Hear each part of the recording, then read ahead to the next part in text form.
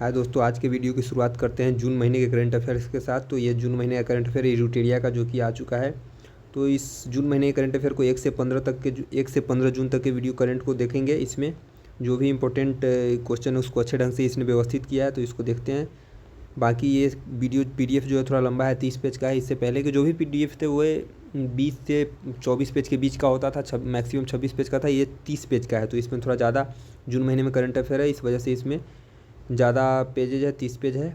तो इसको fast revision करते हैं, 1.5 घंटा के अंदर कोशिश करेंगे ख़त्म हो जाए। शुरुआत करते हैं आज के क्वेश्चन की।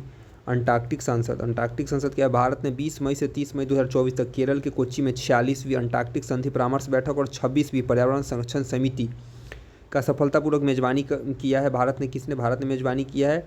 ATCM 46 का आयोजन वसुधैव कुटुंबकम की व्यापक थीम के साथ किया गया। वहीं SCTM 46 और CEP 26 का आयोजन भारत सरकार के पृथ्वी विज्ञान मंत्रालय द्वारा गोवा के राष्ट्रीय ध्रुवीय और महासागर अनुसंधान केंद्र के माध्यम से अर्जेंटीना में मुख्यालय वाले अंटार्कटिक संधि सचिवालय के सहयोग से किया गया। तो अंटार्कटिक संधि सचिवालय का मुख्यालय कहाँ है? अर्जेंटीना।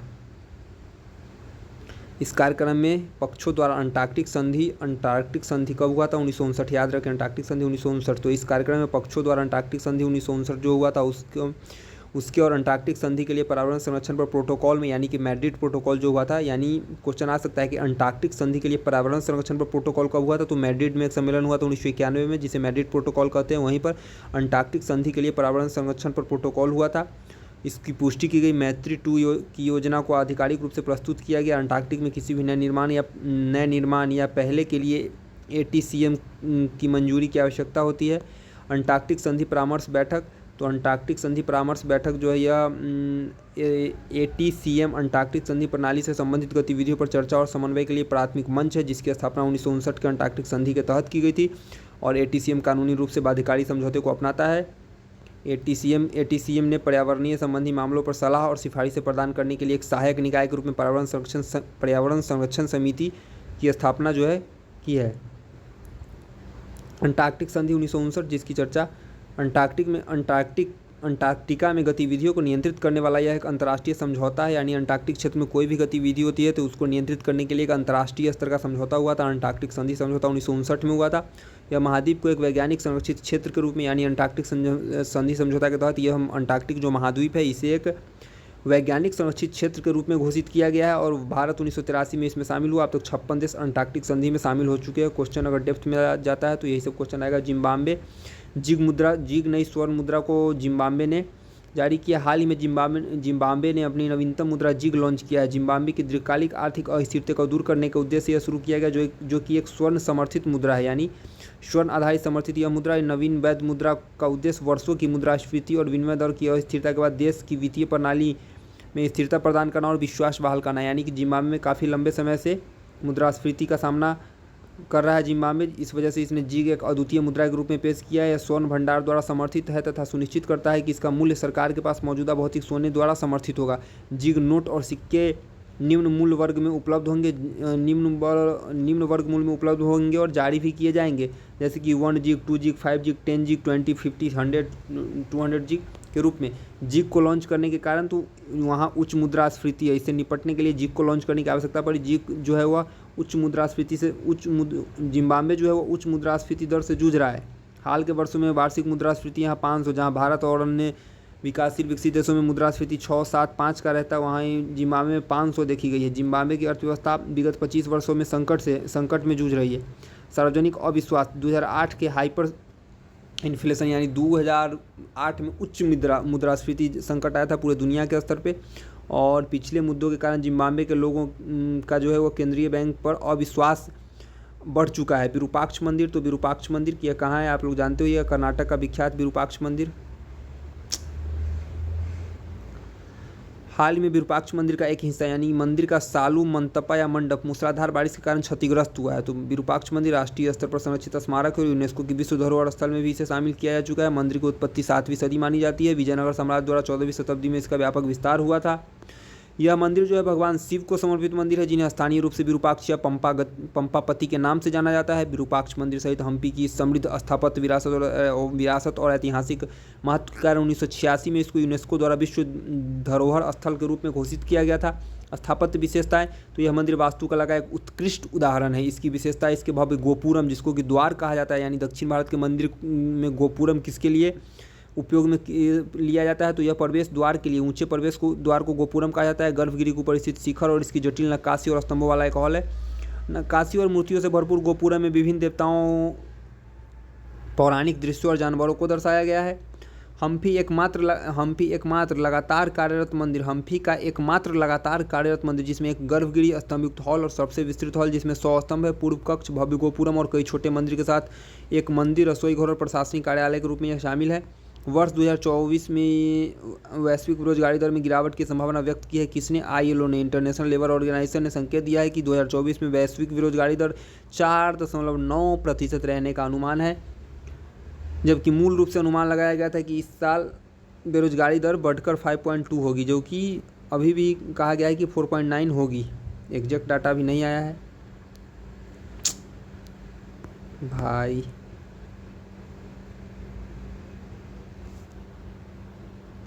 यह संशोधन मुख्य रूप से चीन, भारत और उच्च आय वाले देशों में इस वर्ष अब तक अपेक्षा से कम बेरोजगारी दर के कारण किया गया है। ILO ने कहा कि समष्टि आर्थिक परिवेश में यह स्थिरता अपेक्षाकृत स्थिर श्रम बाजार परिदृश्य में परिवर्तित हो रही है। रिपोर्ट में बताया गया कि वर्तमान में 183 मिलियन लोग जो है वह बेरोजगार है, जबकि बिना नौकरी वाले किंतु काम की चाह रखने वालों की संख्या 402 मिलियन है। 1 मिलियन 10 लाख होता है। श्रम बाजार विशेष रूप से महिलाओं के लिए असमान बना हुआ है। निम्न आय वाले देशों में महिलाओं की नौकरियां का अंतर 22.8% पहुंच गया। अंतर्राष्ट्रीय श्रम संगठन ILO, इंटरनेशनल लेबर ऑर्गेनाइजेशन, यह एक त्रिपक्षीय संयुक्त राष्ट्र एजेंसी है। यह एकमात्र त्रिपक्षीय संयुक्त राष्ट्र एजेंसी है जो अंतर्राष्ट्रीय श्रम मानकों को तैयार करने के लिए अपने 187 सदस्य देश, ILO में सदस्य देशों की संख्या 187 की सरकारों, नियोक्ताओं और श्रमिक क्या है 3 त्रिपक्षीय सरकार, नियोक्ता और श्रमिक प्रतिनिधियों को एक साथ लाती है, जिसका मुख्यालय स्विट्जरलैंड की राजधानी जेनेवा में है। 1919 में वर्साई की संधि हुआ था। इसके द्वारा राष्ट्र संघ की एक संबंध एजेंसी के रूप में इसको स्थापित किया गया था। अंतर्राष्ट्रीय श्रम सम्मेलन, जो कि अंतर्राष्ट्रीय श्रम मानकों और ILO की व्यापक नीतियों को निर्धारित करता है। ILO, इंटरनेशनल लेबर ऑर्गेनाइजेशन, सम्मेलनों और सिफारिशों के रूप में अंतर्राष्ट्रीय श्रम मानकों को अपनाने और तथा उनके कार्यान्वयन पर नियंत्रण रखने में महत्वपूर्ण भूमिका निभाती है। दुनिया का पहला 3D मुद्रित rocket engine IIT Madras incubated startup द्वारा श्रीहरिकोटा आंध्र प्रदेश में है। कहाँ? श्रीहरिकोटा आंध्र प्रदेश में single piece 3D printed engine वाला दुनिया का पहला रॉकेट लॉन्च किया। और रॉकेट जो है अग्निबाण SORTD यानी कि सब ऑर्बिटल टेक्नोलॉजिकल डेमोस्ट्रेटर भी भारत का पहला सेमी क्रायोजेनिक इंजन संचालित रॉकेट लॉन्च है, जिसे पूरी तरह से स्वदेश रूप से डिजाइन और निर्मित किया गया था। इसकी मुख्य विशेषता है तो अग्निबाण 2 चरणों वाला रॉकेट है, जिसकी क्षमता 300 किलोग्राम तथा भार 300 किलोग्राम तक का भार तथा 700 किलोमीटर की ऊंचाई तक ले जाना है इसकी क्षमता।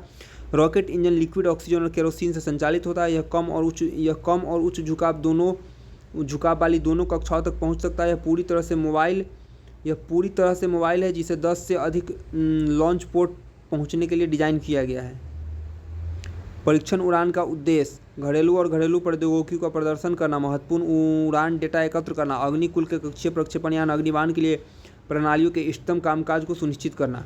इसका महत्व तो 3D मुद्रित विनिर्माण प्रक्रिया के उपयोग से प्रक्षेपण लागत कम होने तथा वाहन के संयोजन समय में कटौती होने की संभावना। इसमें छोटे उपग्रहों की किफ़ायती प्रक्षेपण सेवाएं प्रदान करने में मदद मिलेगी। नोट: अग्निकुल, जिसका नाम हिंदी और संस्कृत शब्द के अग्नि से लिया गया, जिसकी स्थापना 2017 में हुई थी, और यह भारत का पहला निजी लॉन्च पैड और मिशन कंट्रोल सेंटर चलाता है। बिहार में नए रामसर स्थल, तो हाल ही में बिहार में इंपॉर्टेंट क्वेश्चन आ गया, जहाँ से आने की बहुत ही अधिक संभावना है, क्योंकि जून का रामसर साइट है।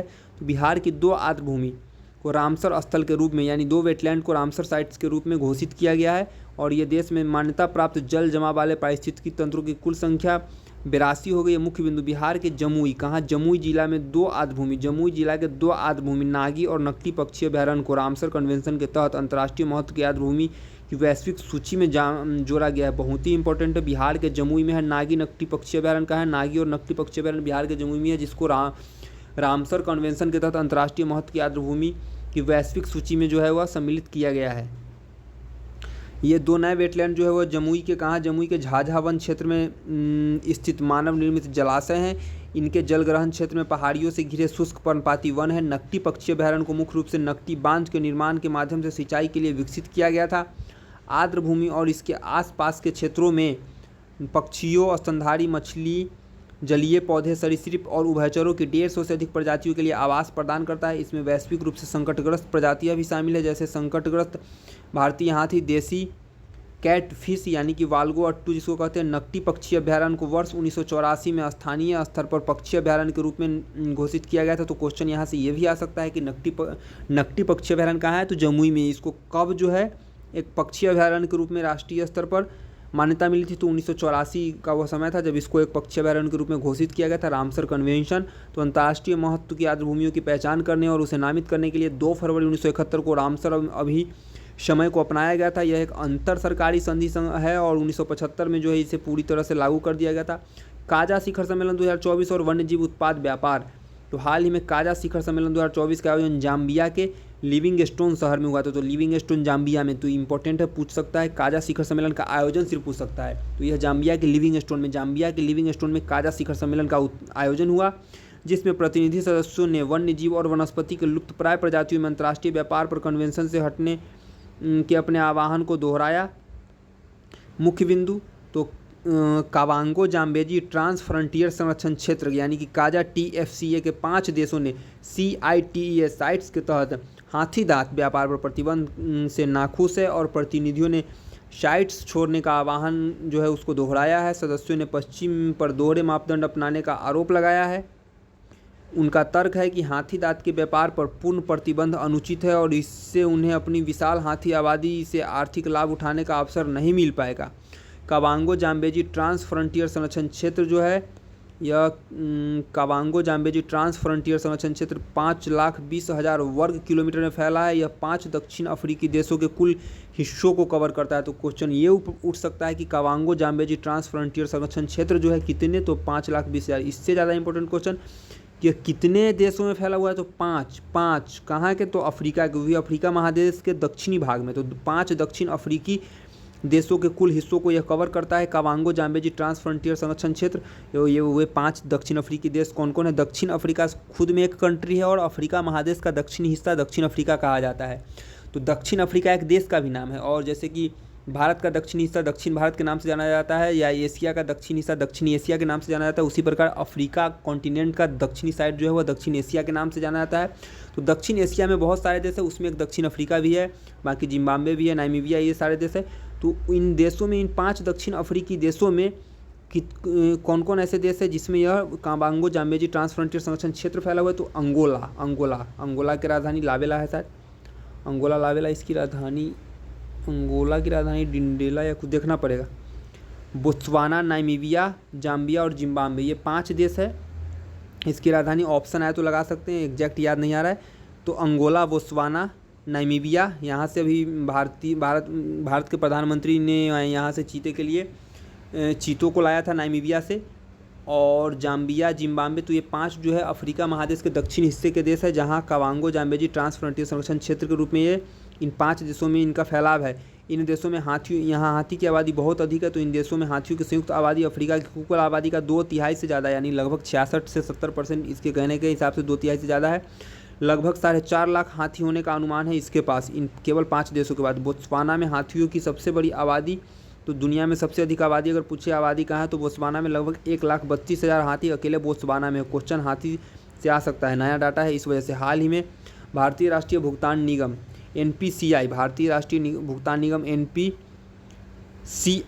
का अंतर्राष्ट्रीय शाखा इंटरनेशनल पेमेंट्स लिमिटेड ने दक्षिण अमेरिकी देश के केंद्रीय बैंक के साथ UPI तकनीकी विकसित करने के लिए एक समझौते पर हस्ताक्षर किया है। तो यह दक्षिण अमेरिकी देश के केंद्रीय बैंक के साथ UPI तकनीक को विकसित करने के लिए समझौते पर हस्ताक्षर किया है। इसके मुख्य बिंदु, तो अंतर्राष्ट्रीय बाजार में UPI स्टैक को तैनात करने के लिए किसी केंद्रीय बैंक के साथ NIPL की दूसरी साझेदारी है। इस साल मई में ही NIPL ने बैंक ऑफ नामीबिया से, अभी हम लोग मई के करंट में पढ़े थे कि बैंक ऑफ नामीबिया के साथ समझौता किया गया था और दक्षिण अमेरिकी देश के साथ समझौता किया है, जिसका उद्देश्य पेरू के वित्तीय बुनियादी ढांचे को मजबूत करना और आर्थिक विकास को बढ़ावा देना है।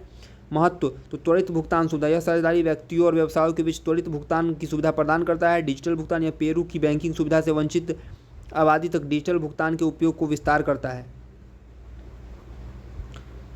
अंतर्राष्ट्रीय मान्यता, यह विकास जो है वह NCPI द्वारा फ्रांस, सिंगापुर, श्रीलंका, मॉरिशस जैसे अन्य बाजारों में प्रवेश करने के बाद UPI को अंतर्राष्ट्रीय स्तर पर ले जाने के प्रयास के बाद हुआ है। अंतर्राष्ट्रीय विस्तार, तो जनवरी 2024 में NPCI ने UPI पे नाउ लिंकेज शुरू करने की घोषणा की, जो भारत को सिंगापुर से सीधे अपने बैंक खाते में धन प्राप्त करने में सक्षम बनाता है। फ्रांस में ई-कॉमर्स और प्रॉक्सिमिटी पेमेंट्स कंपनी लाइरा के साथ NCPI की साझेदारी की घोषणा है। शून्य मलबा चार्टर, हाल ही में 12 देशों ने ESA यानी EU अंतरिक्ष परिषद में शून्य मलबा चार्टर पर हस्ताक्षर किया है, जिससे पृथ्वी की कक्षा में मानवीय गतिविधियों की दीर्घकालिक स्थिरता के प्रति उनकी प्रतिबद्धता मजबूत हुई है। यूरोपियन अंतरिक्ष एजेंसी ने भी एक अंतर्राष्ट्रीय संगठन के रूप में चार्टर पर शून्य मलबा चार्टर हस्ताक्षर किया है। यह शून्य मलबा चार्टर, जो जीरो डेब्रिस चार्टर, यूरोपियन अंतरिक्ष एजेंसी ESA द्वारा नवंबर 2023 में सेविले में ESA अंतरिक्ष शिखर सम्मेलन के दौरान शुरू की गई थी। जीरो डेब्रिस चार्टर और इसका उद्देश्य था 2030 तक अंतरिक्ष में मलबा तटस्थता प्रदान करना। यह चार्टर अपनी तरह का पहला पहल था। अंतरिक्ष गतिविधियों की दीर्घकालिक व्यवहार्यता सुनिश्चित करना। मुख्य विशेषताएं, चार्टर एक गैर कानूनी रूप से बाध्यकारी समझौता है। यह 2030 तक संयुक्त रूप से परिभाषित लक्ष्यों की दिशा में सामूहिक रूप से काम करने वाले सक्रिय नेताओं के समुदाय को बढ़ावा देता है। चार्टर में अनेक लक्ष्य निर्धारित किए गए हैं, जिनमें किसी मिशन द्वारा अंतरिक्ष मलबा उत्पन्न होने की संभावना को 1000 में से 1 से कम होनी चाहिए।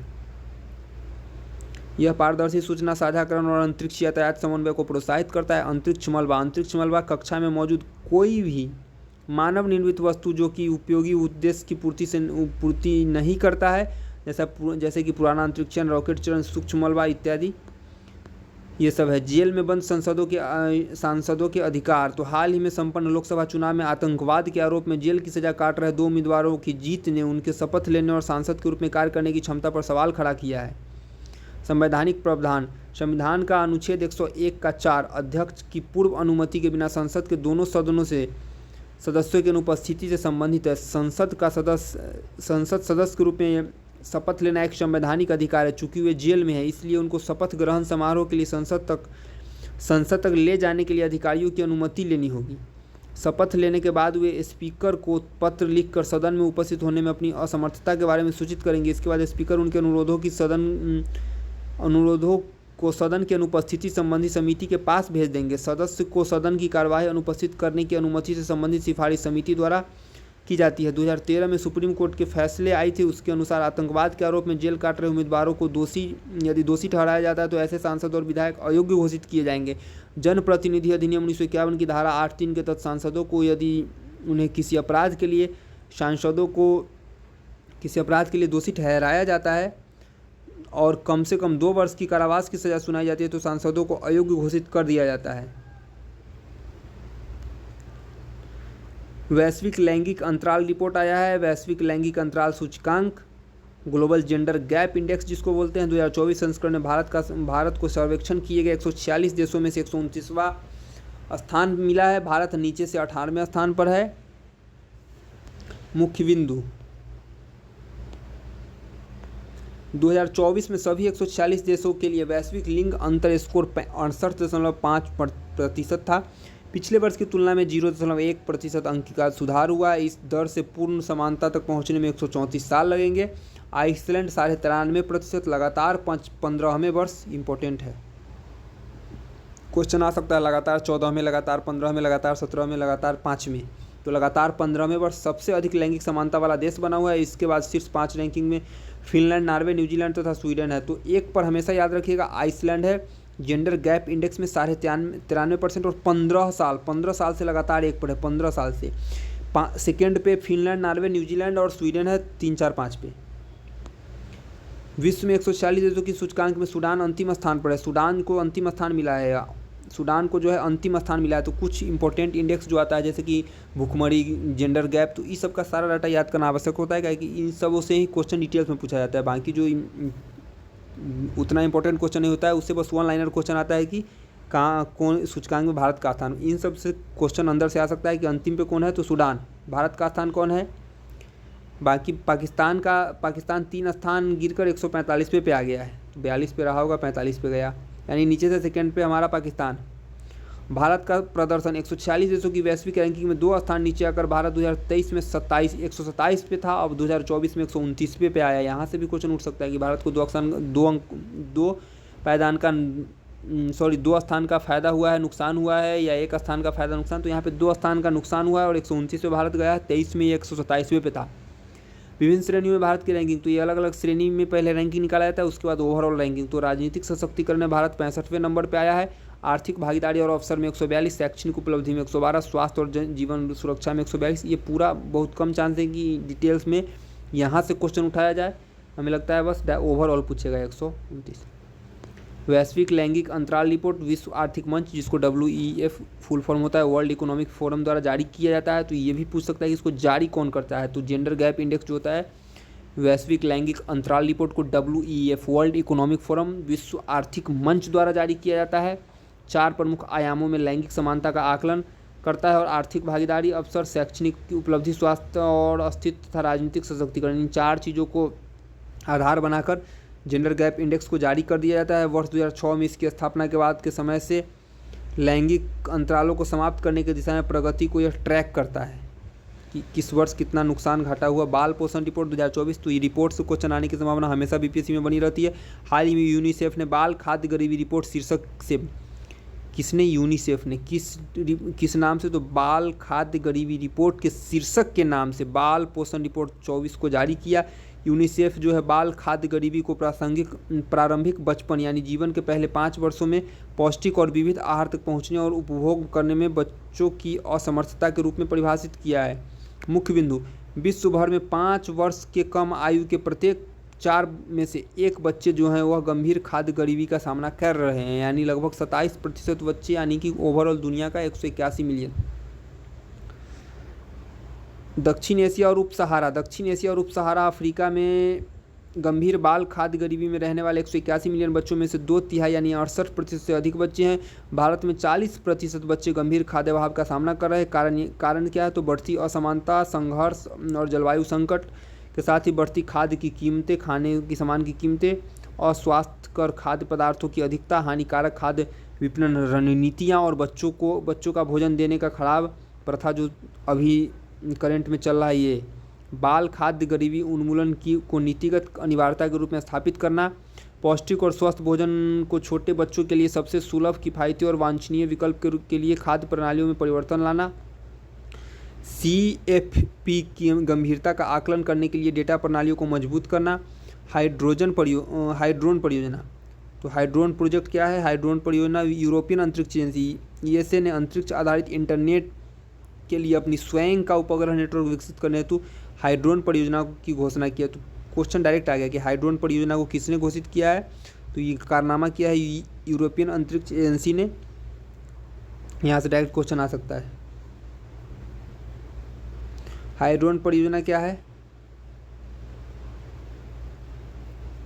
हाइड्रोन परियोजना तो high throughput optical network demonstration system, European अंतरिक्ष एजेंसी ESA उच्च थ्रूपुट ऑप्टिकल नेटवर्क हाइड्रोन अंतरिक्ष में ऑप्टिकल लेजर आधारित संचार अवसंरचना का उपयोग करके पृथ्वी पर उपयोग के लिए विशेषकर दूर दराज के क्षेत्रों में पेटाबाइट्स डेटा रिले करने का इरादा रखता है।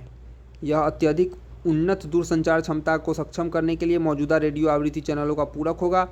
हाइड्रोन का लक्ष्य अंतरिक्ष में टेराबिट पर सेकंड क्षमता पर दुनिया का पहला ऑप्टिकल मल्टी ऑर्बिट परिवहन नेटवर्क प्रदर्शित करना है, जो स्थलीय फाइबर आधारित नेटवर्क को अंतरिक्ष में निर्बाध रूप से विस्तारित करेगा। दूसरे शब्दों में हाइड्रोन आकाश में फाइबर और क्लाउड से परे इंटरनेट का प्रदर्शन करेगा, यानी ऊपर इंटरनेट की व्यवस्था को लाने का विचार किया जा रहा है। 2030 तक डेटा की मांग औसतन 500% की वृद्धि होने का अनुमान है। बढ़ती डेटा आवश्यकताओं की मांग को पूरा करने में हाइड्रोन सहायक साबित हो सकता है। ऑप्टिकल संचार प्रौद्योगिकी में पारंपरिक रेडियो आवृत्ति प्रणालियों द्वारा उत्पन्न बाधाओं को कम करने की क्षमता है।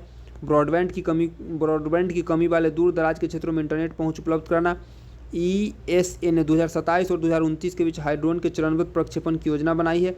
नागास्त्र 1 भारतीय सेना ने अपने पहले स्वदेशी मानव पोर्टेबल आत्मघाती ड्रोन के रूप में इकोनॉमिक एक्सप्लोसिव्स लिमिटेड द्वारा डिजाइन किया गया नागास्त्र 1 लॉयटरिंग म्यूनिशन को एकत्रित किया है। इसके मुख्य बिंदु, तो इसका हमला सटीक है, 2 मीटर के दायरे में GPS निर्देशित परिशुद्धता के साथ दुश्मन के ठिकानों को मार सकता है। स्वदेशी विकास, तो नागास्त्र 1 को पूरी तरह से भारत में डिजाइन और विकसित किया गया है, जिसमें 75% से अधिक स्वदेशी सामग्री है। रक्षा आत्मनिर्भरता, तो यह जो ड्रोन है, यह ड्रोन दुश्मन के प्रशिक्षण शिविरों और घुसपैठियों के खिलाफ सेना की सटीक हमलों करने की क्षमता को बढ़ाता है। इनका लक्ष्य आयात पर निर्भरता कम करना और रक्षा प्रौद्योगिकी में आत्मनिर्भरता को बढ़ावा देना है। ऑपरेशन रेंज, तो इस ड्रोन की ऑपरेशन रेंज यानी क्षमता 15 किलोमीटर है, जबकि ऑटोनॉमस मोड में यह 30 किलोमीटर है। लॉयटरिंग म्यूनिशन, तो किसी लक्ष्य क्षेत्र के ऊपर चक्कर लगा सकता है और हमला करने के लिए समय का इंतजार भी कर सकता है। नागपुर सोलर इंडस्ट्री की इकोनॉमिक एक्सप्लोसिव लिमिटेड नामक कंपनी ने इस ड्रोन को विकसित किया है। विश्व मत्स्य पालन और जलीय कृषि स्थिति की रिपोर्ट 2024, तो खाद्य और कृषि संगठन फूड एंड एग्रीकल्चर ऑर्गेनाइजेशन द्वारा विश्व मत्स्य पालन और जलीय कृषि की स्थिति 2024 रिपोर्ट को जारी किया गया। वैश्विक उत्पादन, तो विश्व मत्स्य पालन और जलीय कृषि जो है उत्पादन 2022 में 223.2 मिलियन टन के उच्च दर पर पहुंच गया है। जलीय जीव 185.4 मिलियन टन, शैवाल 37.8 मिलियन टन, जलीय कृषि उत्पादकता 130.9 मिलियन टन, मत्स्य पालन 92.3 मिलियन टन। क्षेत्रीय जलीय पशु उत्पादन, तो एशिया 70% करता है, यूरोप 9%, लैटिन अमेरिका और कैरिबियन 9%, अफ्रीका 7%, उत्तरी अमेरिका 3% और ओसेनिया 1%। तो क्षेत्रीय जलीय पशु उत्पादन में सबसे टॉप पर एशिया है। इंपॉर्टेंट, जलीय जीवों का मुख्य उत्पादक देश जो है चीन 36%, भारत 8% और इंडोनेशिया 7% करता है। चीन टॉप पे है दुनिया में। प्राथमिक उत्पाद में कार्यरत लोगों में 61.8 मिलियन लोग जो है वह इसमें रोजगार पा रहे हैं। जलीय क्षेत्र में क्षेत्र के अनुसार श्रमिक में मत्स्य पालन 54%, जलीय कृषि 36% और क्षेत्र निर्दिष्ट नहीं है 10%। भारत की स्थिति, तो भारत दुनिया का तीसरा सबसे बड़ा मछली उत्पादक देश है और चीन के बाद दूसरा सबसे बड़ा जलीय कृषि उत्पादक देश है। मछली उत्पादन में चीन प्रथम स्थान पर तथा इंडोनेशिया दूसरे स्थान पर है। भारत तीसरे नंबर पर है। भारत ने 2022-23 में 175.45 लाख टन का रिकॉर्ड मछली उत्पादन किया, जो वैश्विक उत्पादन का 8% हिस्सेदारी था। यह देश के सकल मूल्यवर्धन यानी GVA सकल मूल्यवर्धन ग्रॉस वैल्यू एडेड में लगभग 1.09% की और कृषि GVA में 6.724% से अधिक का योगदान दिया था। यह क्षेत्र में 28 मिलियन से अधिक लोगों की आजीविका को समर्थन करता है। विश्व मत्स्य पालन और जलीय कृषि की स्थिरता सोफिया FAO की एक प्रमुख रिपोर्ट है। सोफिया को जारी कौन करता है, तो इसको जारी करता है FAO food and agriculture organisation की कौन सी रिपोर्ट जारी करता है, सोफिया। सुन के आएगा कि ये कुछ अजीब नाम है, लेकिन इसको जारी करता है कौन, FAO। ध्यान रखिए, सोफिया को जारी करता है FAO food and agriculture organisation. इसकी प्रमुख रिपोर्ट है। यह क्या देता है, तो यह वैश्विक मत्स्य स्टॉक की स्थिति और स्वास्थ्य के साथ साथ वैश्विक और क्षेत्रीय स्तर पर मत्स्य पालन और जलीय कृषि रुझानों का विश्लेषण करता है। सोफिया के बारे में क्वेश्चन आ सकता है, क्वेश्चन भारी बना सकता है, हार्ड क्वेश्चन यहाँ से बन सकता है कि सोफिया FAO जारी करता है और यह जो है यह क्या पता करता है, तो यह वैश्विक मत्स्य यानी मछली के स्टॉक के यानी कि दुनिया में भी कितनी मछलियाँ अवेलेबल है, स्टॉक है। स्वास्थ्य के साथ साथ वैश्विक और क्षेत्रीय स्तर पर मत्स्य पालन और जलीय कृषि रुझानों का विश्लेषण करता है सोफिया, जो कि FAO जारी करता है। गैलेक्सी JADS Z140 हाल ही में नासा का जेम्स वेब टेलीस्कोप, जिसको नासा ने शायद 2022 में शायद इसको 21-22 कब स्थापित किया था। यह जेम्स वेब टेलीस्कोप को यह सबसे प्राचीन ज्ञात आकाशगंगा JADS Z140 की खोज की है, जो अपनी आयु के हिसाब से अप्रत्याशित रूप से चमकीली और बड़ी है। तो सबसे इसका नाम ही पूछा जा सकता है कि सबसे प्राचीन आकाशगंगा का नाम, जिसको भी हाल ही में जेम्स वेब टेलीस्कोप की सहायता से जानकारी मिला है। तो इसके मुख्य बिंदु, तो यह जो है JADS Z140 नामक इस आकाशगंगा का निर्माण बिग बैंग से लगभग 200 मिलियन वर्ष बाद हुआ था। लगभग 1700 प्रकाश वर्ष में फैले इस ग्रह का द्रव्यमान हमारे सूर्य के समान 500 मिलियन तारों के बराबर है। 500 × 10 लाख तारों के बराबर जेम्स वेब टेलीस्कोप। तो जेम्स वेब टेलीस्कोप जो है एक संयुक्त नासा यानी अमेरिका और ESA अंतरिक्ष दूरबीन है, जिसे नासा के प्रमुख खगोल भौतिकी मिशन के रूप में हबल का स्थान इसने लिया था। हबल टेलीस्कोप का उत्तराधिकारी भी इसको कहा जाता है, जेम्स वेब को हबल टेलीस्कोप का। हबल सबसे प्राचीन टेलीस्कोप था जो स्पेस में था, तो उसका उत्तराधिकारी जेम्स वेब को माना जाता है। उसके जगह पे इसको स्थापित किया गया है। उसके जगह पे नहीं, मतलब उससे ज़्यादा शक्तिशाली है जेम्स वेब टेलीस्कोप है, क्या है कि इसकी क्षमता अधिक है उसकी तुलना में। JWST पृथ्वी सूर्य L2 लैंग्रेज बिंदु पर स्थित है। हाँ, यह पृथ्वी और सूर्य के बीच का जो एक बिंदु है जिसको L2 लैंग्रेज बिंदु साइंस की भाषा में कहते हैं, उसका कुछ अपना निकाला जाता है, उसके अकॉर्डिंग इसको स्थापित किया गया है, जो 5 मिलियन किलोमीटर दूर है, 5 गुना 10 लाख किलोमीटर दूर है। यह ब्रह्मांड का सबसे पुराने तारों में आने वाले प्रकाश का पता लगाने में सक्षम है, जो 13.5 अरब वर्ष से भी अधिक पुराना है। आकाशगंगा में तारे, ग्रह और गैस तथा धूल के विशाल बादल होते हैं, जो सभी गुरुत्वाकर्षण द्वारा एक दूसरे से बंधे होते हैं। सबसे बड़ी आकाशगंगा में खरबों में तारे होते हैं और इसका व्यास 10 लाख प्रकाश वर्ष से भी ज़्यादा हो सकता है। 2023-24 में नीदरलैंड भारत का तीसरा बड़ा निर्यातक गंतव्य बना। क्वेश्चन इंपॉर्टेंट है, पूछने के दृष्टिकोण से पूछा जा सकता है। वाणिज्य मंत्रालय के आंकड़ों के अनुसार 23-24 में अमेरिका और संयुक्त अरब अमीरात के बाद नीदरलैंड भारत का तीसरा बड़ा निर्यात गंतव्य बनकर उभरा। यानी भारत सबसे ज़्यादा निर्यात अगर किसी देश को करता है तो उसमें 1 पे अमेरिका है और 2 पे नीदरलैंड है, और 2 पे UAE संयुक्त अरब अमीरात है, 3 पे नीदरलैंड है। आयात के मामले में हमारा देश पड़ोसी देश चीन जो है 1 पे है, जहाँ से हम सबसे ज़्यादा आयात करते हैं। वित्त वर्ष 23-24 में नीदरलैंड के साथ भारत का व्यापार अधिशेष बढ़कर 17.4 बिलियन अमेरिकी डॉलर हो गया है। भारत और नीदरलैंड के बीच द्विपक्षीय व्यापार के 27.58 बिलियन अमेरिकी डॉलर से थोड़ा सा कम होकर 2023-24 में 27.34 बिलियन डॉलर रह जाएगा। 2022-23 में भारत के कुल व्यापार में नीदरलैंड का योगदान 2.36% का रहा। नीदरलैंड को भारत का निर्यात जो है लगभग 3.5% बढ़कर 22.36 बिलियन डॉलर हो गया। भारत और नीदरलैंड 1947 में संबंध स्थापित होने के बाद मजबूत कूटनीतिक और आर्थिक संबंध बनाए रखा है। नोटा वोट, तो 18वीं लोकसभा चुनाव अभी क्या भी हुआ। 18वीं लोकसभा चुनाव में इंदौर में सबसे अधिक नोटा यानी कि 2,18,674 नोटा प्राप्त किया गया। क्वेश्चन यहाँ से पूछ सकता है कि सबसे अधिक नोटा, तो इंदौर कहाँ है? मध्य प्रदेश, जो कि किसी भी निर्वाचन क्षेत्र में नोटा का अब तक का सबसे अधिक वोट है 2,18,674। पूरा एग्जैक्ट डाटा भी पूछ सकता है। 2,17,876 2,17,876 है ना, 2,18,674 2,18,674 डाटा पूछ सकता है। सबसे अधिक नोटा वोट का पिछला रिकॉर्ड 2019 का रिकॉर्ड था, जो गोपालगंज था बिहार का, जहां 51,660 मतदाताओं ने नोटा को चुना था। अब की बार इंदौर है। नोटा का अर्थ होता है उपयुक्त में से कोई नहीं, नन ऑफ द एबव। यह भारतीय मतपत्रों पर एक विकल्प है जो मतदाताओं को मैदान में सभी उम्मीदवारों को अस्वीकार करने की अनुमति देता है। इसे 2014 लोकसभा चुनावों में पेश किया गया था। नोटा का कोई कानूनी प्रभाव नहीं है, अर्थात यदि किसी निर्वाचन क्षेत्र में सबसे अधिक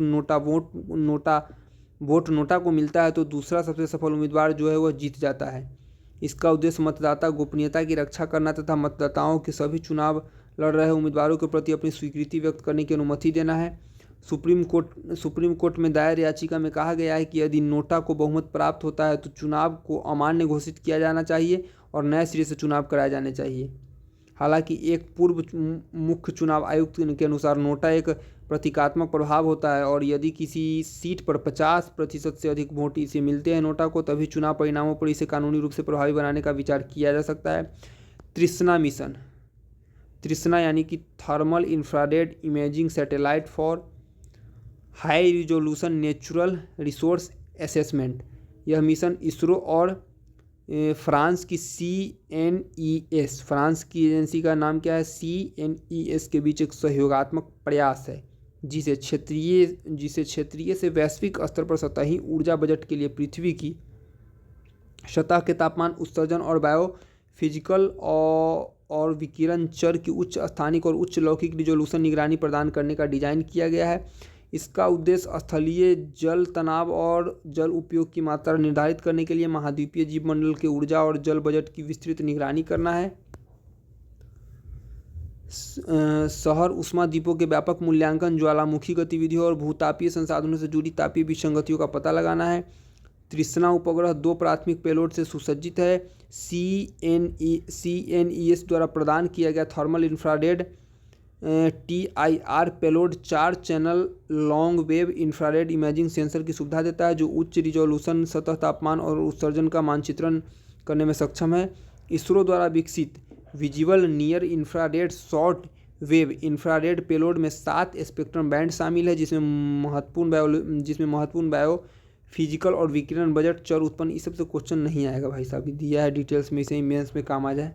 यह कक्षा भूमि और तटीय क्षेत्रों के लिए 57 मीटर और महासागरीय और ध्रुवीय क्षेत्रों के लिए 1 किलोमीटर का स्थानिक रिजोल्यूशन, यहाँ से भी क्वेश्चन ने पूछेगा। मिशन को 5 लाख के परिचालन जीवन के लिए डिजाइन किया गया है। महत्व, यह जल और खाद्य सुरक्षा के मुद्दों को संबोधित करेगा। अंतर्देशीय और तटीय क्षेत्रों में नीति निर्माताओं और वाटरशेड प्रबंधकों, कृषि उद्योगों और कृषक समुदायों के लिए स्थानीय समाधान लाने में मदद करने के लिए आवश्यक डेटा प्रदान करेगा। यह पृथ्वी की प्राकृतिक प्रक्रियाओं के बारे में समझ बढ़ाएगा और अनुकूल संसाधन प्रबंधन के माध्यम से जलवायु परिवर्तन शमन में वैश्विक प्रयासों को समर्थन करेगा। अमृत योजना का अवलोकन। वर्ष 2047 तक भारत की 50% से ज़्यादा आबादी शहरी होगी और शहरी बुनियादी ढांचे की बढ़ती मांग को पूरा करने के लिए अमृत योजना की शुरुआत की गई।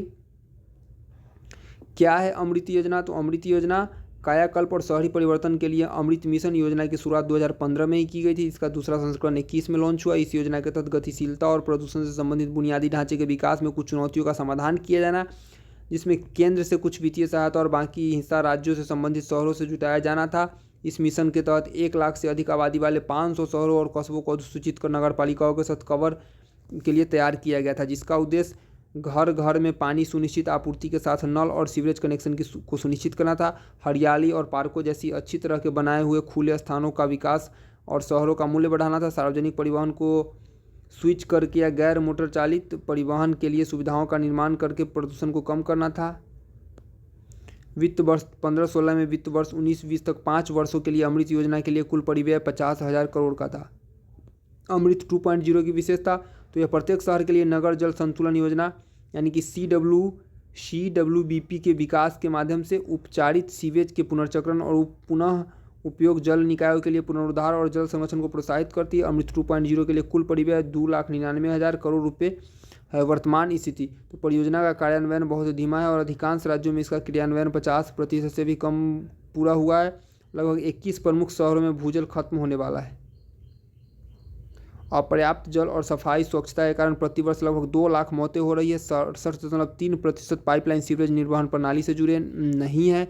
शहरी भारत में प्रति व्यक्ति औसत जल आपूर्ति 69.25 लीटर प्रतिदिन है, जबकि आवश्यकता मात्रा 135 लीटर प्रतिदिन है। नीति आयोग की एक रिपोर्ट में कहा गया कि 2030 तक भारत की आबादी का 40% लोगों के पास पीने का पानी जो है नहीं पहुंच सकेगा।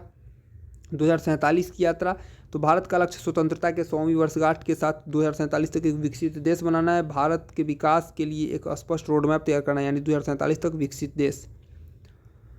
विकसित राष्ट्र, तो अंतर्राष्ट्रीय वित्तीय संगठन वर्तमान में $13,845 और उससे अधिक प्रति व्यक्ति आय वाले देशों को विकसित देशों के रूप में वर्गीकृत करते हैं। भारत की प्रति व्यक्ति आय अभी $2,500 अप्रैल माह तक IMF इंटरनेशनल मॉनेटरी फंड की बात को माने तो भारत का जो प्रति व्यक्ति आय है $2,500 है। इसमें 85-84 से गुना कर दे उतना रुपया हो जाएगा। रुपये का भावी विनिमय दर $2,500, याद रखिएगा, पूछ सकता है भारत की प्रति व्यक्ति आय IMF के अकॉर्डिंग कितना है, तो $2,500। रुपये की भावी विनिमय दर और घरेलू मुद्रास्फीति की धारणाओं के आधार पर प्रति व्यक्ति आय इस स्तर पर प्राप्त करने के लिए 6 से 7% की औसत वार्षिक वास्तविक वृद्धि दर की आवश्यकता है। भारत के समक्ष चुनौतियाँ, 7.1% विकास दर प्राप्त करने के लिए सकल घरेलू उत्पाद के 35% वास्तविक सकल स्थिर पूंजी निर्माण GFCF की आवश्यकता होती है। उच्च राजकोषीय घाटे के कारण सरकारी व्यय में वर्तमान वृद्धि टिकाऊ नहीं है। सतत विकास हासिल करने के लिए निजी निवेश को सकल घरेलू उत्पाद के 1.2% तक बढ़ाने की आवश्यकता है। विकास रणनीति, औद्योगिक नीति पर पुनर्विचार, वर्तमान वैश्विक घटनाक्रम के कारण भारत की औद्योगिक नीति में अपेक्षित परिवर्तन की आवश्यकता है।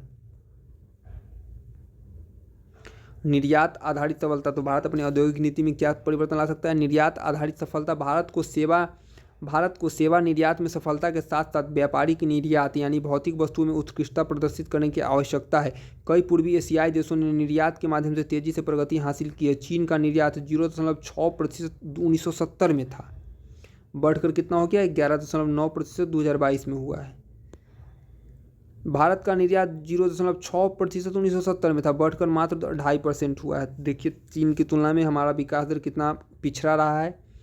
विकास के क्षेत्रों की पहचान, तो उच्च क्षमता वाले उभरते उद्योगों की पहचान करना, यानी जो हमारे पास निर्यात कर सकते हैं उन चीज़ों की पहचान करें, जैसे कि खाद्य प्रसंस्करण, श्रम प्रधान कृषि में सहायक तथा निर्यात मांग वाले वस्तुएं।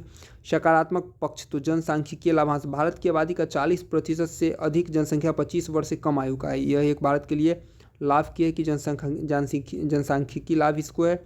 मध्यम वर्ग का विकास, तो 2050 तक 500 मिलियन से अधिक मध्यम वर्ग का आकार होने का अनुमान है, वर्तमान में 50 मिलियन है। डिजिटल अर्थव्यवस्था, Bharat e commerce, fintech, edtech, health take और एग्रीगेट जैसे क्षेत्रों में विशेष रूप से डिजिटल परिवर्तन और नवाचार को अपना रहा है। समावेशी विकास, तो भारत पर्यावरणीय गुणवत्ता को बढ़ाने के लक्ष्य के साथ नवीकरणीय ऊर्जा, हरित अवसंरचना और जलवायु प्रत्यास्था में निवेश को कर रहा है। इलेक्ट्रॉनिक्स और इलेक्ट्रिकल सामानों के लिए भारत की चीन पर निर्भरता, वित्त वर्ष 24 में चीन एक बार पुनः भारत का शीर्ष व्यापारिक साझेदार बन गया और 10 वर्षों में छठी बार है जब चीन अमेरिका को पछाड़कर भारत का व्यापारिक साझेदार टॉप पर बनकर उभरा है। भारत और चीन की वर्तमान व्यापारिक स्थिति को देखें तो चीन के साथ भारत का व्यापारिक घाटा वित्त वर्ष 2024 में 85.1 बिलियन डॉलर का रहा है। भारत के शीर्ष व्यापारिक साझेदार के रूप में चीन की स्थिति मुख्य रूप से चीन से आयात की असाधारण उच्च मात्रा के कारण बनी हुई है। चीन के साथ भारत का व्यापार घाटा अन्य साझेदारों की तुलना में सबसे तेजी से बढ़ रहा है। प्रमुख व्यापारिक साझेदारों में के भारत के साथ भारत का व्यापार घाटा, यानी रूस के साथ व्यापारिक घाटा, हाल के वर्षों में भारत का रूस के साथ व्यापार घाटा सबसे तेजी से बढ़ा है। वित्त वर्ष 22 में व्यापार घाटा मात्र 6.6 बिलियन डॉलर से बढ़कर 24 में 57.2 बिलियन डॉलर का हो गया। इसका अधिकांश हिस्सा रूस से रियायती मूल्य पर तेल के आयात के कारण हुआ है। चीन के साथ व्यापार घाटा, तो भारत द्वारा चीन से आयात की जाने वाली अधिकांश वस्तुओं को इलेक्ट्रॉनिक्स और इलेक्ट्रिकल वस्तुओं के रूप में वर्गीकृत किया जा सकता है। वित्त वर्ष 15 से वित्त वर्ष 24 की अवधि में भारत ने 75 बिलियन डॉलर मूल्य की मोबाइल टेलीफोन आयात किया, जो आयात टोकरी का सबसे बड़ा घटक है। इलेक्ट्रिकल और इलेक्ट्रॉनिक वस्तुओं के लिए चीन मुख्य स्रोत है। वित्त वर्ष 15 यानी वित्त वर्ष 15 से वित्त वर्ष 24 की अवधि में भारत ने अपने मोबाइल टेलीफोन का 54% हिस्सा जो है वो चीन से खरीदा है। इस अवधि में भारत ने चीन से लगभग 56% स्वचालित डेटा प्रोसेसिंग यूनिट, लगभग 70% सेमीकंडक्टर डिवाइस और डायोड, 32% इलेक्ट्रॉनिक इंटीग्रेटेड सर्किट और माइक्रो असेंबली को खरीदा है। भारत के प्रमुख व्यापार अधिशेष वाले साझेदार देश, तो भारत का अमेरिका को निर्यात 2023-24 में 1.32% घटकर 77.5 अरब डॉलर रहा। 2022 में 22-23 में 78.54 अरब डॉलर था, जो कि अब 77.5 अरब डॉलर बचा। 23-24 में आयात लगभग 20% घटकर 40.8 अरब डॉलर रह गया, यानी आयात में भी भारी गिरावट हुई है। अमेरिका से 40.8 अरब डॉलर का रह गया। भारत का व्यापार अधिशेष 16.86 बिलियन अमेरिकी डॉलर से बढ़कर 36.74 बिलियन अमेरिकी डॉलर हो गया है। भारतीय जीडीपी के नवीन आंकड़े, वित्त वर्ष 23-24 में जनवरी मार्च की तिमाही में भारत का सकल घरेलू उत्पाद जीडीपी 7.8% रहा, जो विनिर्माण के क्षेत्र में मजबूत वृद्धि को प्रेरित करता है। वित्त वर्ष 2024 के लिए जीडीपी 8.2% की वृद्धि हुई है और 2022-23 में यह 7% की वृद्धि हुई थी। मुख्य बिंदु, तो जीडीपी और जीवीए के अंतर में वृद्धि। 23-24 में सकल घरेलू उत्पाद और जीवीए वृद्धि के बीच 1% का अंक का तीव्र अंतर होगा और 2022-23 में यह अंतर 0.3% अंक का था। यहाँ से क्वेश्चन सब नहीं आएगा। इसका मुख्य कारण शुद्ध करों में तीव्र वृद्धि है। इतना डिटेल बीपीएससी अभी नहीं जाएगा। क्षेत्रवार ब्यौरा, तो विगत वर्ष खराब मानसून के कारण समग्र कृषि मूल्य संवर्धन वृद्धि धीमी रही है। विनिर्माण जीवीए में 23-24 में 9.9% की वृद्धि, वहीं 22-23 में संकुचन के मुकाबले के साथ एक स्वस्थ सुधार दिखाया गया। यद्यपि सेवा क्षेत्र में वृद्धि की दर 7.6% रही, तथापि चौथी तिमाही में कुल कमी आई। सकल घरेलू उत्पाद वृद्धि का व्यय का हिस्सा, तो अर्थव्यवस्था का मुख्य स्तंभ निजी उपभोग 2023-24 में मात्र 3.8% की दर से बढ़ा है, जो पिछले 2 दशकों में सबसे धीमी खपत वृद्धि दर है। निवेश क्षेत्र में 9% की वृद्धि हुई है और अर्थव्यवस्था में निवेश का नेतृत्व मुख्य रूप से सरकारी क्षेत्र ने किया है।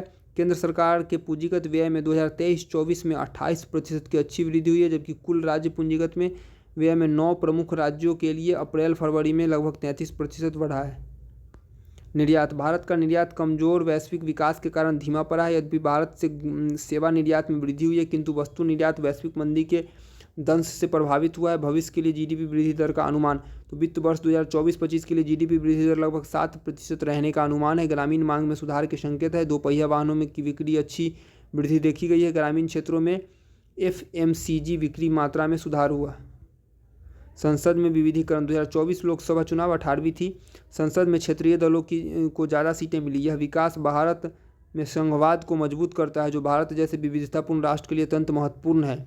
केंद्र और राज्य के मध्य प्रमुख विवाद, तो वित्त संबंधित विवाद। तो केंद्र और राज्यों का कर संग्रह में दक्षता के कारण संसाधन जुटाने में केंद्र को प्रमुख भूमिका दी गई है। प्रमुख करों में व्यक्तिगत आय कर, निगम कर, सीमा शुल्क, उत्पाद शुल्क केंद्र द्वारा एकत्रित किया जाता है। क्या क्या? आय कर, इनकम टैक्स, निगम कर, सीमा शुल्क, उत्पाद शुल्क, यह जो है केंद्र द्वारा एकत्रित किया जाता है। केंद्रों से राज्यों को धन हस्तांतरित करने में वित्त आयोग की भूमिका जो है वह पक्षपातपूर्ण मानी जाती है। अनुच्छेद 280 याद होगा सबको। केंद्र द्वारा संसाधनों और परियोजनाओं का आवंटन अक्सर राजनीतिक विचारों से प्रभावित होता है, जो कि केंद्र के समान दल द्वारा शासित राज्यों के पक्ष में होता है। इससे विपक्ष शासित राज्यों की स्वायत्तता कमजोर होती है और संघवाद कमजोर होता है। राज्यों की विविध आवश्यकताएं। भारतीय राज्यों में बहुत अधिक विविधताएं, जिसके कारण प्रत्येक राज्य को अपने विशिष्ट मुद्दों को संबोधित करने के लिए अधिक स्वायत्तता की आवश्यकता होती है। परिसीमन का लंबित काल। परिसीमन का मुद्दा उत्तर दक्षिण विभाजन का केंद्र बिंदु है, जिसमें कम आबादी वाले विपक्ष प्रभुत्व वाले दक्षिणी राज्यों का डर था कि कहीं संसदीय प्रतिनिधि का अधिक आबादी वाले उत्तरीय राज्यों में आमूलचूल पुनर्परिवर्तन न हो जाए। राज्यपाल संबंधित विवाद। तो कुछ विपक्षी राज्यों में राज्यपाल पर राज्य विधेयकों को लंबित करने का आरोप लगाया गया, जैसे कि उदाहरण में तमिलनाडु, तेलंगाना राज्यपालों को सुप्रीम कोर्ट ने फटकार लगाई थी। चुनाव परिणामों में निहितार्थ। गठबंधन सरकार। गठबंधन शासन से सत्ता के अनेक केंद्र उत्पन्न होते हैं। प्रधानमंत्री कार्यालय में निर्णय लेने में क्षेत्रीय दलों की भूमिका में वृद्धि देखने की संभावना है। क्षेत्रीय दलों के हित।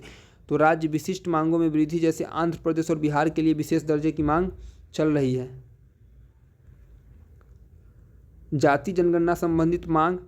एक राष्ट्र दृष्टिकोण के साथ गठबंधन सहयोगियों के साथ सम्मेलन स्पष्ट नहीं है। नवीनीकृत संघवाद की संभावना। तो संघवाद के लिए एक प्रतिबिंब बिंदु के रूप में राजनीतिक परिवर्तन का काल माना जाता है। उत्तर दक्षिण चुनावी मानचित्र को अवसर के रूप में बदलना।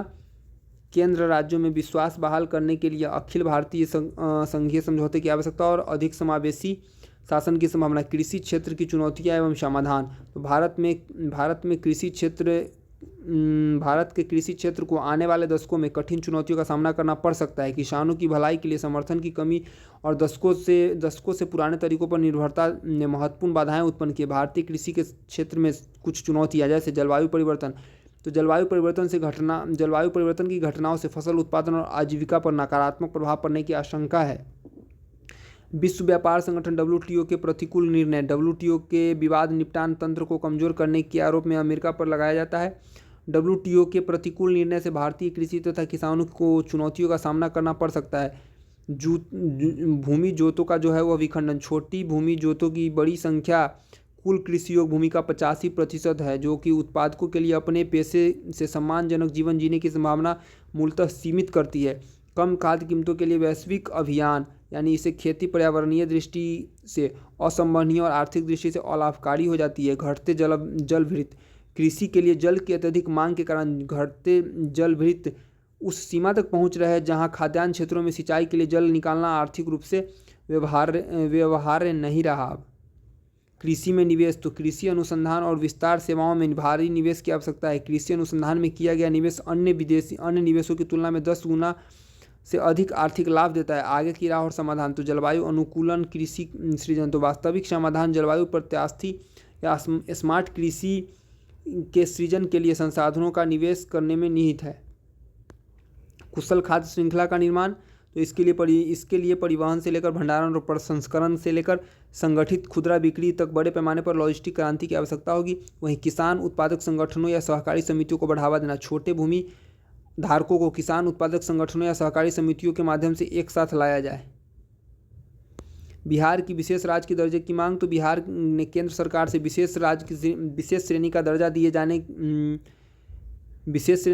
दिए जाने राज्य की लंबे समय से चली आ रही मांग को दोहराया है, जिसे राज्य को केंद्र से मिलने वाले कर राजस्व की मात्रा में वृद्धि होगी। बिहार मंत्रिमंडल ने पिछले साल के अंत में राज्य को विशेष श्रेणी का दर्जा की मांग करते हुए एक प्रस्ताव को जो है पारित भी किया था। विशेष श्रेणी का दर्जा, तो विशेष श्रेणी का दर्जा 5वें वित्त आयोग की सिफारिशों के आधार पर 1969 में शुरू किया गया था। कब शुरू किया गया था? 5वें वित्त आयोग की सिफारिश पर 1969 में इसको शुरू किया गया था। इसका उद्देश्य उन राज्यों की सहायता करना है जो अपनी भौगोलिक, सामाजिक या आर्थिक स्थिति की दृष्टि से वंचित है, ताकि वे अपने अधिक विकसित भारतीय राज्यों के बराबर अपनी स्थिति सुधार सके। इसके लिए कुछ मापदंड है। पहाड़ी भूभाग, बड़ी जनजातीय आबादी। इन मानदंडों किसी राज्य को विशेष श्रेणी का दर्जा दिलाने का हकदार बना सकता है। जिस राज्य को विशेष श्रेणी का दर्जा दिया जाएगा वह केंद्र से अधिक धनराशि प्राप्त करने में सक्षम होगा और विभिन्न कर संबंधी रियायतों का भी आनंद ले सकेगा।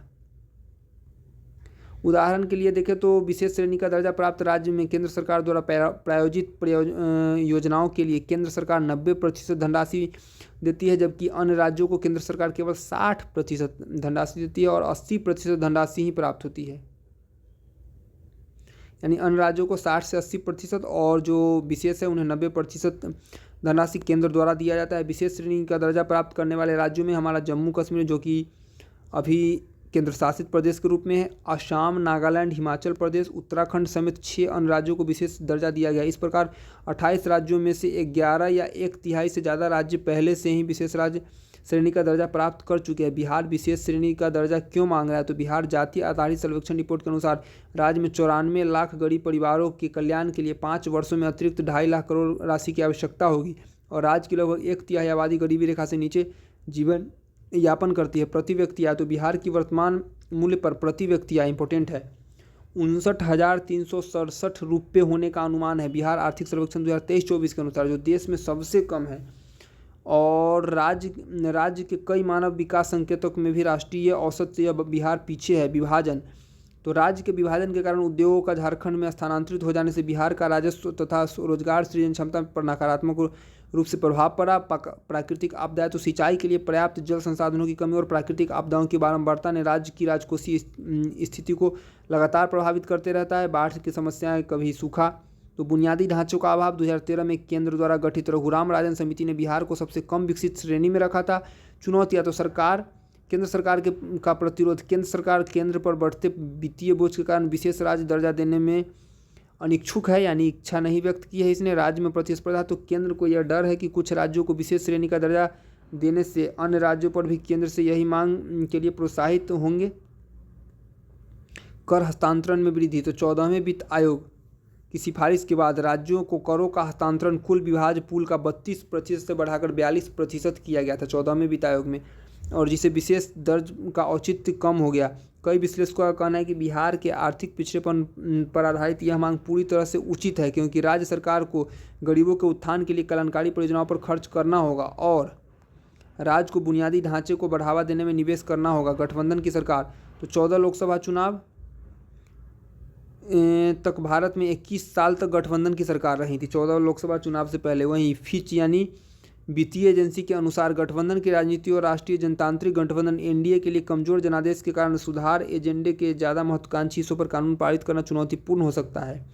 गठबंधन सरकार, जब 2 या 2 से अधिक राजनीतिक दल मिलकर सरकार बनाती है तो उसे गठबंधन का सरकार कहते हैं। गठबंधन सरकारों में नीतियों के निर्माण और कार्यान्वयन के लिए विभिन्न दलों के बीच राजनीतिक और समझौता शामिल है। नीतिगत रियायतें और पारदर्शिता, गठबंधन की सरकारों में प्रतिस्पर्धा, विचार और नीतिगत समझौते शामिल होती है, जो कि अक्सर सार्वजनिक सौदेबाजी के कारण पारदर्शी तरीके से होता है। उनके पास नियंत्रण और संतुलन की व्यवस्था होती है जो उन्हें प्रभावी ढंग से कार्य करने में मदद कर सकती है। गठबंधन के भीतर बातचीत से आमूलचूल परिवर्तन तो कम होता है, लेकिन नीतिगत स्थिरता अधिक होती है, जिससे कि दीर्घकालिक निवेश में सुविधा होती है। भारत में आर्थिक उदारीकरण की शुरुआत और प्रगति विभिन्न गठबंधन और अल्पमत सरकारों के अधीन हुई थी। एक सेकेंड,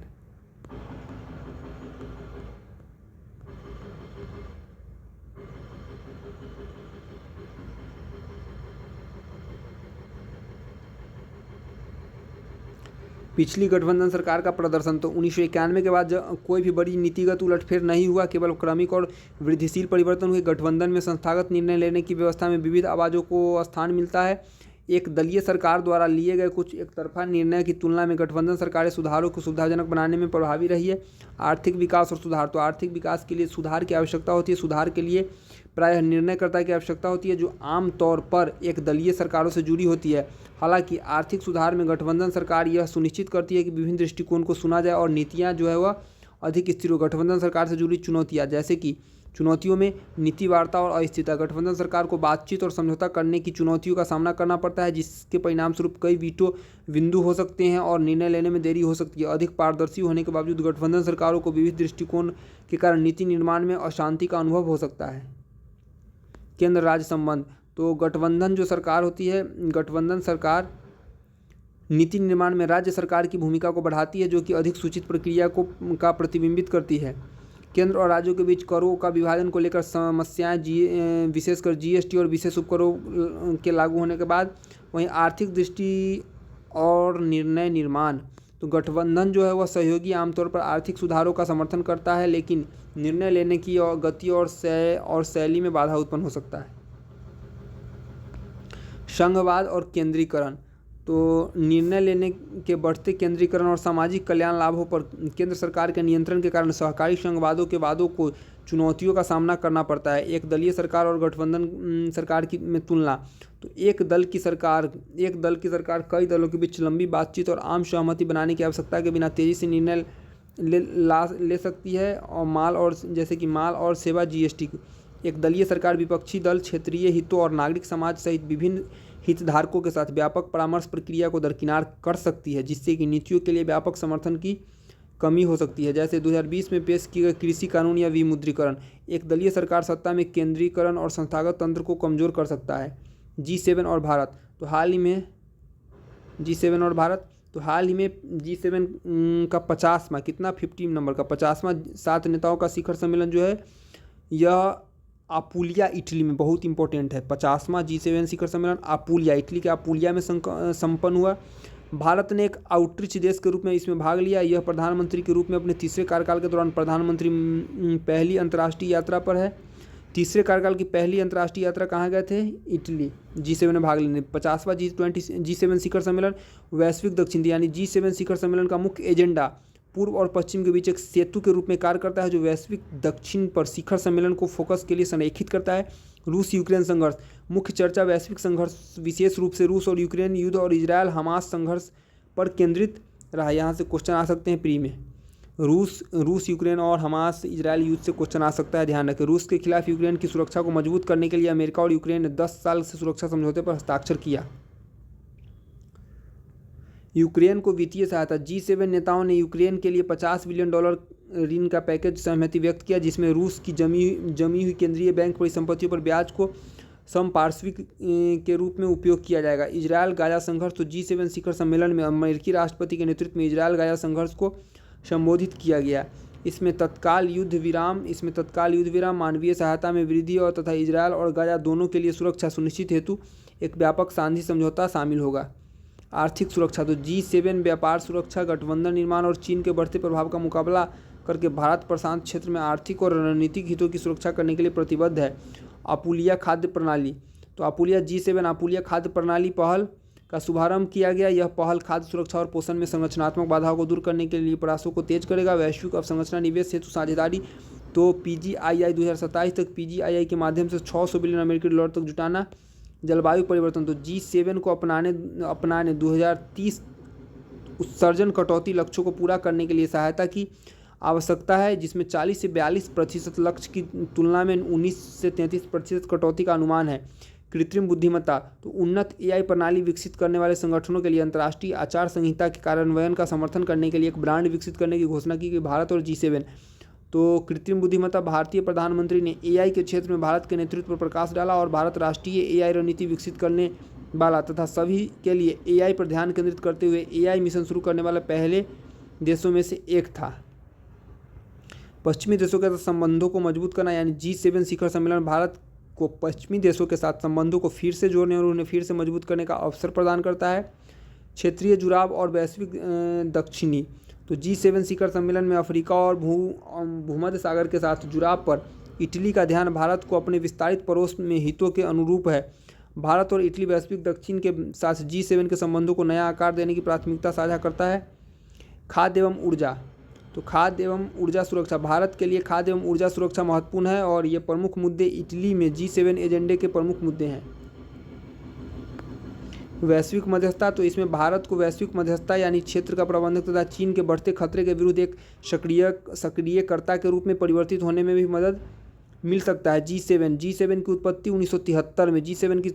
1973 में तेल संकट के बाद फ्रांस, पश्चिमी जर्मनी, अमेरिका, ग्रेट ब्रिटेन और जापान के वित्त मंत्रियों की एक अनौपचारिक बैठक के रूप में हुई थी। प्रथम शिखर सम्मेलन इसका 1975 में आयोजित हुआ था। सदस्य देश जो थे Italy 1, France 2, Germany 3, United kingdom यानी कि ब्रिटेन 4, जापान 5, कनाडा 6 और संयुक्त राज्य अमेरिका USA 7। इसका कोई अस्थायी प्रशासनिक ढांचा जो है वह नहीं है। बाकी राष्ट्रीय और अंतर्राष्ट्रीय घटनाक्रम तो इसको हम लोग नेक्स्ट वीडियो में देखेंगे, क्या कि वीडियो लंबा हो जाएगा, छोटा वीडियो रहता है, फास्ट रिवीजन करने में आसानी होती है। तो ये तो अब आधे घंटे में ख़त्म हो जाएगा राष्ट्रीय अंतर्राष्ट्रीय, तो इसको हम लोग देख लेंगे नेक्स्ट वीडियो में। ज़्यादा कुछ है नहीं, राष्ट्रीय अंतर्राष्ट्रीय है। क्वेश्चन यहाँ से अच्छे से आ सकते हैं, तो इसको ज़रूर देखें और फास्ट रिवीजन के तौर पे देखिए। इसका PDF आप लोग निकाल के पढ़ सकते हैं। बाकी मिलते हैं हम लोग अपने नेक्स्ट वीडियो में। धन्यवाद।